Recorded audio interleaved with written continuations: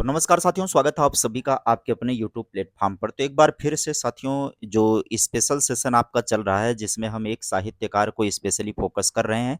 पिछली वीडियो आप सभी लोगों ने कबीर दास के ऊपर देखी थी। कबीर दास पर जो भी बातें हो सकती हैं सबसे महत्वपूर्ण, वो बातें हमने उस सेशन के अंदर किया है। बहुत लंबी वीडियो नहीं बनाऊँगा, बहुत ही छोटी रहेगी, सारगर्भित रहेगी, संक्षिप्त रहेगी, बट बेहद महत्वपूर्ण तथ्य को अपने अंदर शामिल किए हुए रहेगी यह वीडियो।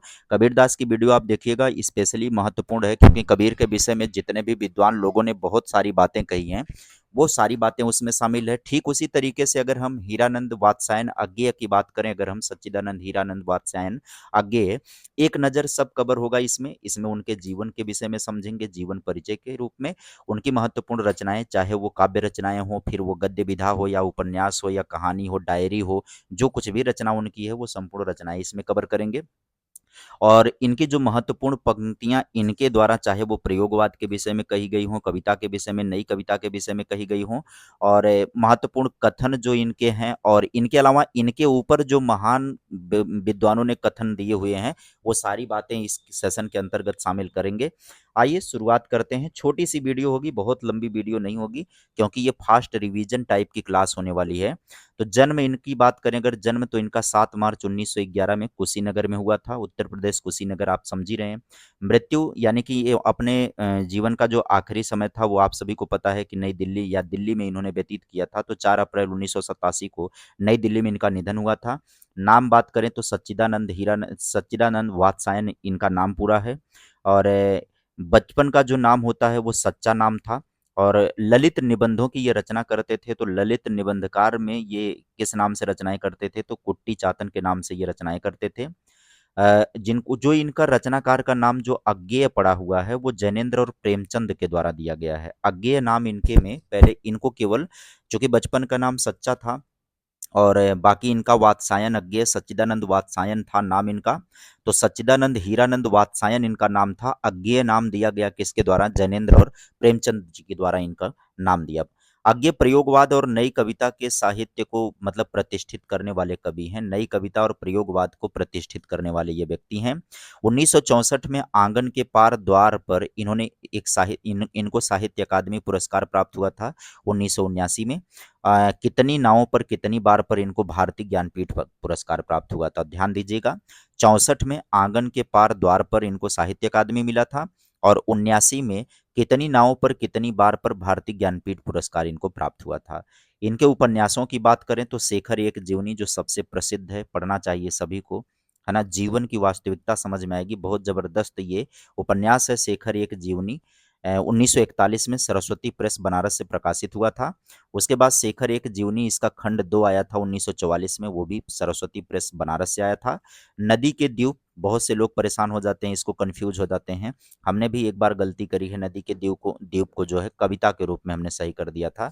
ये जो ऐसी जो रचनाएं होती हैं जिनको टाइटल से आप नहीं बता सकते हो कि ये काव्य रचनाएं हैं कि उपन्यास है, निबंध है, वो कन्फ्यूजन देने वाली रचनाएं महत्वपूर्ण होती हैं। तो नदी के द्वीप में मैंने खुद गलती की हुई है।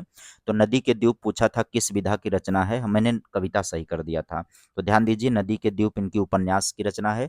अपने अपने अजनबी 1979 में भारतीय ज्ञानपीठ काशी के द्वारा प्रकाशित हुआ था। अपने अपने अजनबी उपन्यास है इनका।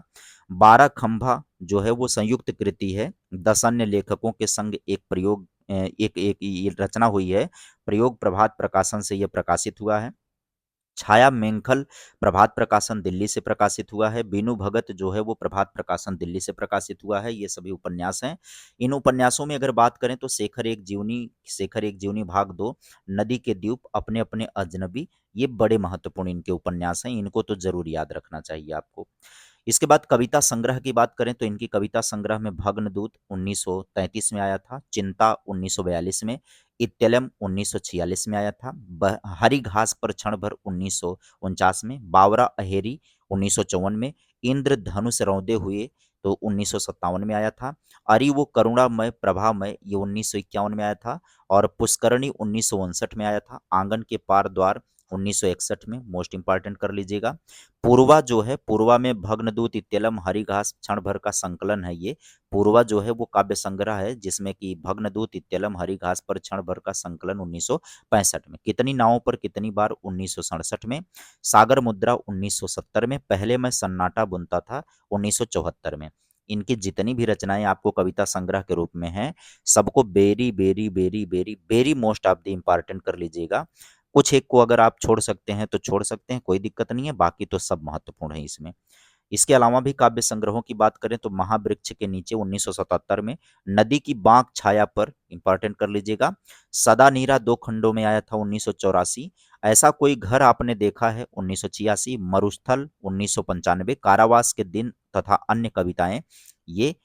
चलिए आगे बढ़िएगा। लंबी रचनाओं की बात करें तो इसमें असाध्य बीड़ा अज्ञे की, आपने पीजी में पढ़ा होगा या ग्रेजुएशन में पढ़ा होगा इसको। असाध्य बीड़ा एक लंबी कविता है इनकी, लंबी रचना के रूप में चुनी हुई रचनाओं के संग्रह। और पूर्वा जो है अज्ञे का कविता संग्रह है, इसमें कई कविताओं का संग्रह किया गया है पूर्वा, इसलिए ये लंबी कविता के रूप में आ जाएगी, लंबी रचना के रूप में। सुनहरे सैवाल अज्ञे का कविता संग्रह है। अज्ञे काव्य अष्टबक यानी अज्ञेय कविता संग्रह 1995। सन्नाटे का छंद, तो इसमें से असाध्य बीड़ा सबसे महत्वपूर्ण है, बस ये बात ध्यान रखिएगा, असाध्य बीड़ा बेहद महत्वपूर्ण है। इसके बाद इन्होंने कुछ हाइकू की रचना भी करी है। हाइकू एक जापानी शैली की कविताएं होती हैं, 5 से 7 लाइनों की होती हैं। इसके हाइकू के विषय में आप स्पेशली जरूर पढ़ लीजिएगा थोड़ी बातें। और जापान का जो मात्सुओ बासो था ना, वो बहुत प्रसिद्ध हाइकू रचनाकार था, उसने उसको प्रसिद्धि दिलाई है। हाइकू शैली की जो प्रसिद्धि है वो जापानी कवि मात्सुओ बासो के द्वारा है, वही प्रसिद्ध कवि है। अज्ञे ने उसी की रचना को अनुदित किया हुआ है। ठीक है। चिड़िया की कहानी, यह भी इनकी हाइकू रचना के अंतर्गत आएगी। धरा व्योम भी हाइकू रचना है, सोन मछली भी है, और हे अमिताभ भी इस हाइकू रचना है। एक बार पढ़ लीजिएगा हाइकू रचना के विषय में जरूर। सबसे महत्वपूर्ण बात आ जाती है तार सप्तक की। 1943 में पहला तार सप्तक आया था, जो कि 63 में इसका द्वितीय परिवर्धित संस्करण भी आया था।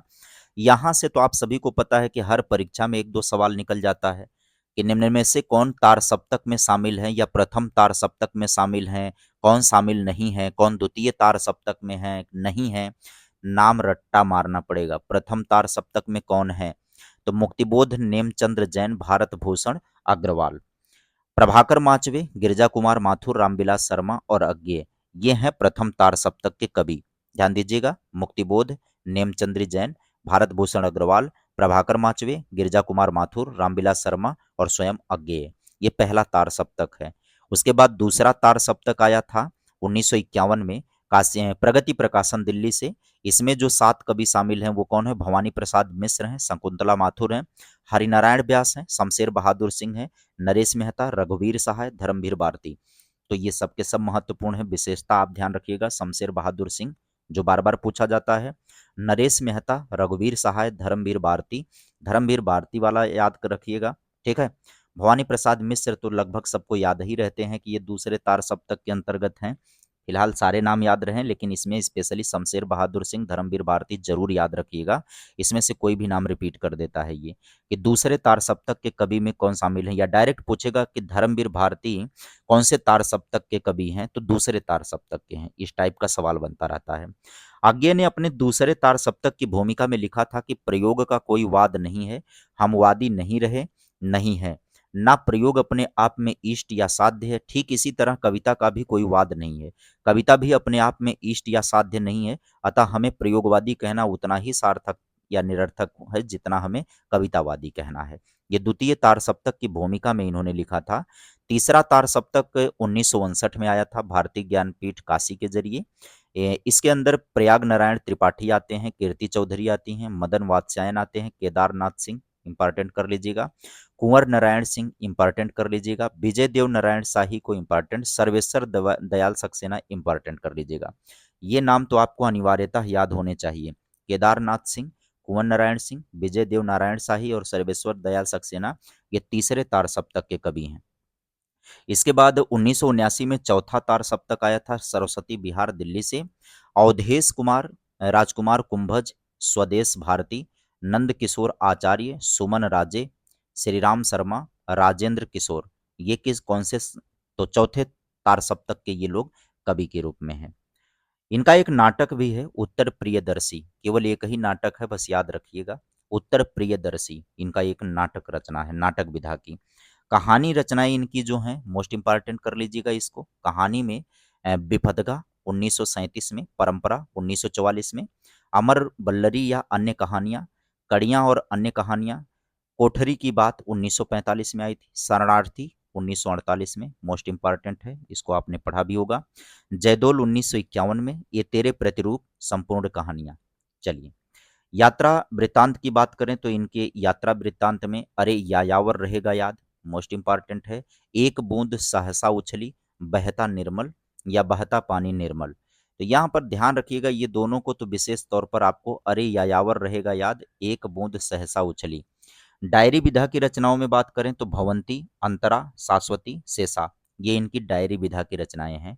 निबंध या गद्य के अंतर्गत अगर आएंगे तो त्रिशंकु 1945 में है, सबरंग 1964 में है, आत्मने पद, आत्मने पद 1960 में, हिंदी साहित्य एक आधुनिक परिदृश्य 1967 में, सबरंग और कुछ राग 1969 में, आलवाल 1971 में, लिखि कागद कोरे, मोस्ट इंपॉर्टेंट है ये, निबंध रचना है ये इनकी, लिखि कागद कोरे। ये पूछता है किस विधा की रचना है, ठीक है, या निम्न में से अज्ञेय की कौन सी निबंध विधा की रचना है, इस टाइप का भी सवाल बनता है। अद्यतन 1977, जोग लिखी 1977, और संवत्सर जो है ये सबसे आखिरी निबंध गद्य रचना के अंतर्गत वो संवत्सर हो गया। और आगे बढ़िएगा, स्रोत और सेतु 1978 में आया था, व्यक्ति और व्यवस्था 1979 में, अपरोक्ष 1979 में, युग संधियों पर, ये पूछी जा चुकी है रचना, नेट में आई हुई है, युग संधियों पर, धारा और किनारे 1982, स्मृति लेखा 1982, कहाँ है द्वारका, नेट में आ चुका है, छाया का जंगल 1984, असेंस ऑफ टाइम, स्मृति छंदा, आत्मपरक, केंद्र और परिधि। तो गद्य रचनाएं आपको ध्यान है। अब हम यहाँ पर पढ़ेंगे अज्ञेय जी के स्वयं के कुछ महत्वपूर्ण कथन की बात करेंगे। अब अज्ञेय जी का जो कथन है तो उसमें प्रयोगवाद मतलब द्वितीय तार सप्तक की भूमिका का पहला यहाँ से आ जाता है कथन कि प्रयोग का कोई वाद नहीं है, हम वादी नहीं रहे, नहीं है, ना प्रयोग अपने आप में इष्ट या साध्य है। ठीक इसी तरह कविता का भी कोई वाद नहीं है, कविता भी अपने आप में इष्ट या साध्य नहीं है। अतः हमें प्रयोगवादी कहना उतना ही सार्थकता निरर्थक है, उतना ही सार्थक निरर्थक है जितना हमें कवितावादी कहना है। आगे के द्वितीय कथन की तरफ हम आगे बढ़ेंगे तो प्रयोगवादी कवि किसी एक स्कूल के नहीं है, किसी मंजिल पर पहुंचे हुए नहीं है, सभी राही हैं, राही नहीं, राहों के अन्वेषी हैं। काव्य के प्रति एक अन्वेषी का दृष्टिकोण उन्हें समानता के सूत्र में बांधता है।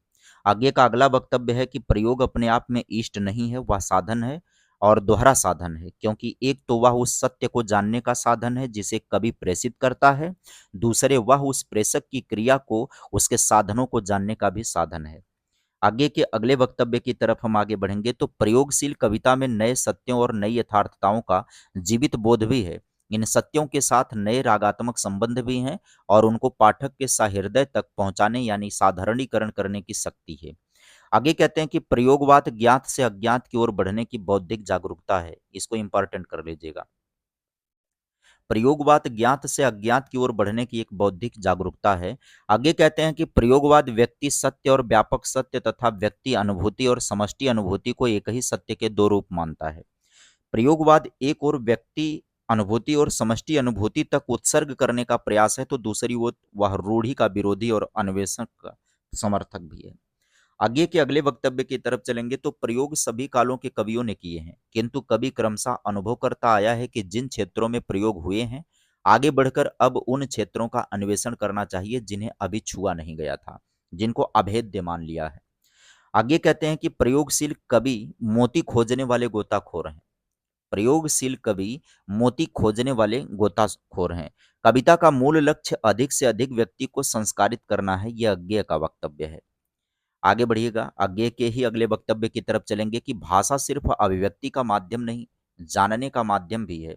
जितनी हमारी भाषा होती है हम उतना ही सोच सकते हैं, यह अज्ञेय का वक्तव्य है। आगे कहते हैं कि उस साहित्य की कोई प्रतिष्ठा नहीं हो सकती है जिनमें कोई सांस्कृतिक अस्मिता नहीं होती। जिससे हम बने हैं, उसे पहचानते हुए उसे अभिव्यक्ति दें, और वर्तमान व भविष्य हमारे नहीं है, हमारे हैं, नहीं तो हम कहीं के नहीं हैं। डॉक्टर नगेंद्र ने प्रयोगवाद शैलीगत विद्रोह है। प्रयोगवाद क्या है भाई? शैलीगत विद्रोह है, ये डॉक्टर नगेंद्र का कहना है। अभी तो हमने अज्ञेय के कथन को देखा है, अब हम सभी देखते हैं कि अज्ञेय पर किन्होंने क्या कहा है। अज्ञेय पर विभिन्न विद्वानों के मत को देखते हैं। तो इस कड़ी में डॉक्टर नगेंद्र का वक्तव्य है कि अज्ञेय का स्वर अहम से लेकर समाज तक, प्रेम से लेकर दर्शन तक, आदिम से ग्रंथ से लेकर विज्ञान की चेतना तक, यंत्र सभ्यता से लेकर लोक परिवेश तक, यातना बोध से लेकर विद्रोही ही ललकार तक, प्रकृति सौंदर्य से लेकर मानव सौंदर्य तक फैला हुआ है। नंदुलारे वाजपेयी ने प्रयोगवाद को बैठे ठाले का धंधा कहा है। ये तो सबको याद रहता है, लगभग लगभग। नंदुलारे वाजपेयी ने प्रयोगवाद को बैठे ठाले का धंधा कहा है। और नामवर सिंह ने चरम नामवर सिंह क्या कहते हैं कि चरम व्यक्तिवाद ही प्रयोगवाद का केंद्र बिंदु है। मोस्ट इंपॉर्टेंट है भैया, चरम व्यक्तिवाद ही प्रयोगवाद का केंद्र बिंदु है। इसके बाद नामवर सिंह का अगला वक्तव्य है कि प्रयोगवाद कोरे रूपवाद से अधिक व्यापक प्रवृत्ति तथा विचारधारा का वाहक है। दिनकर ने कहा है कि मैं प्रयोगवाद का अगुआ नहीं, पिछलगुआ हूं। चलिए, केसरी कुमार का है कि प्रयोगवाद दृष्टिकोण का अनुसंधान है। रघुवीर सहाय ने कहा कि प्रयोगवाद कलात्मक अनुभव का क्षण है। इंपॉर्टेंट करते जाइएगा। धर्मवीर भारती का कहना है कि प्रयोगवाद कविता में भावना है, किंतु हर भावना के सामने एक प्रश्न चिन्ह लगा हुआ है। यह धर्मवीर भारती का कथन है। सुमित्रानंदन पंत की बात करें तो प्रयोगवादी काव्य जहां अपनी शैली तथा रूप विधान में अति वैयक्तिक हो जाता है, वहां अपनी भावना में जनवादी, यह नवीन काव्य प्रभाववादी है। लक्ष्मीकांत वर्मा का कहना है कि प्रयोगवाद एक और व्यक्ति की अनुभूति को समष्टि अनुभूति तक उत्सर्ग करने का प्रयास है, तो दूसरी वो रूढ़ी का वह विरोधी और अन्वेषण का समर्थक है। गोविंद त्रिगुणायत की बात करें तो घासलेटी साहित्य का प्रवर्तन प्रयोगवाद नाम से किया गया है। तो भैया ये वाला बड़ा क्रांतिकारी कथन है, याद रखिएगा। घासलेटी साहित्य का प्रवर्तन प्रयोगवाद नाम से किया गया है। प्रयोगवाद को घासलेटी साहित्य गोविंद त्रिगुणायत ने कहा था। महत्वपूर्ण पंक्तियां जो पूछी जा सकती हैं, बावरा अहेरी की पंक्ति है कि फूल को प्यार करो पर झरे तो झरने दो, जीवन का रस लो देह मन आत्मा की रसना से, पर जो मरे उसे मर जाने दो। ये बावरा अहेरी की इनकी प्रसिद्ध पंक्ति है, ध्यान दीजिएगा। मौन भी अभिव्यंजना है, जितना तुम्हारा सच है उतना कहो, जितना तुम्हारा सच है। यूं मैं कवि हूँ, आधुनिक हूँ, नया हूँ, काव्य तत्व की खोज में कहाँ नहीं गया हूँ, इंद्रधनुष रौंदे हुए से ये पंक्तियां ली गई। आगे देखते हैं हम सभी लोग। कन्हाई ने प्यार किया कितनी गोपियों को कितनी बार, पर उड़ेलते रहे अपना सारा दुलार, उस एक रूप पर जिसे कभी पाया नहीं। राधा के विषय में, जो कभी हाथ आया नहीं। कभी किसी प्रेयसी में उसी को पा लिया होना, तो दोबारा किसी को प्यार क्यों किया होता। ये कन्हाई ने प्यार किया, ये वो उस रचना से है। मैं सेतु हूं किंतु शून्य से शून्य तक का सतरंगी सेतु नहीं, वह सेतु जो मानव से मानव का हाथ मिलने से बनता है। मैं मरूंगा सुखी, मैंने जीवन की धज्जियां उड़ाई हैं। आप देख लो ये कितनी क्रांतिकारी रचनाएं हैं। ये महत्वपूर्ण बातें हैं, कभी भी सवाल बन सकता है किसकी काव्य रचना है या किसकी रचना है। मैं मरूंगा सुखी, मैंने जीवन की धज्जियां उड़ाई हैं, नहीं कारण कि मेरा हृदय उथला या कि सूना है या कि मेरा प्यारा मैला है, बल्कि केवल यही ये उपमान मैले हो गए, देवता इन प्रतीकों के कर गए कूच। आगे देखिएगा। ये उपमान मैले हो गए। यह दीप अकेला स्नेह भरा है, गर्व भरा मत गाता, पर इसको भी पंक्ति दे दो। मोस्ट इंपॉर्टेंट पंक्ति है ये। अच्छी कुंठा रहित इकाई सांचे ढले समाज से, अच्छी अपनी ठाठ फकीरी मंगनी के सुख सांस से। ठीक है, ये मोस्ट इंपॉर्टेंट कर लीजिएगा। कह रहे हैं अच्छी कुंठा रहित इकाई सांचे ढले समाज से, और अच्छी अपनी ठाठ फकीरी मंगनी के सुख साज से। मांग करके सुख साज दिखा दें, उससे बढ़िया अपनी ठाठ वाली फकीरी ही बढ़िया है। किंतु हम हैं द्वीप, हम धरा नहीं। मूत्र सिंचित मृतिका के वृत्त में, तीन टांगों पर खड़ा नतग्रीव धय धन गधा। आह मेरा श्वास है उत्पत, धमनियों में उमड़ आई है लहू की धार, प्यार है अभिशप्त तुम कहाँ हो नारी। सांप तुम सभ्य हुए नहीं, ये महत्वपूर्ण है भाई। सांप तुम सभ्य हुए नहीं, सीखा नहीं तुमने नगर में बसना, फिर कहो या बिस कहाँ से पाया, सीखा कहाँ से डसना। महत्वपूर्ण है इनकी काव्य पंक्तियां। तो ये अज्ञेय स्पेशल सेशन था। उम्मीद करेंगे कि आपको यह सेशन बहुत अच्छा लगा होगा। इसकी सभी महत्वपूर्ण बिंदुओं को मैंने इसमें शामिल करने का प्रयास किया है। ये एक अपील आप लोगों से होगा, एक आग्रह होगा, एक निवेदन होगा कि आप सभी मित्र जो सेशन से जुड़ा करें, वीडियो को देखा करें, लाइक अवश्य किया करें और सभी मित्र चैनल को सब्सक्राइब कर लेंगे यदि आप नए जुड़ रहे होंगे तो, और वीडियो के नीचे एक प्यारा सा कमेंट, एक प्यारी सी टिप्पणी दर्ज कर देंगे तो बहुत अच्छा लगेगा। इस सेशन में इतना ही। Bye bye, take care, thank you.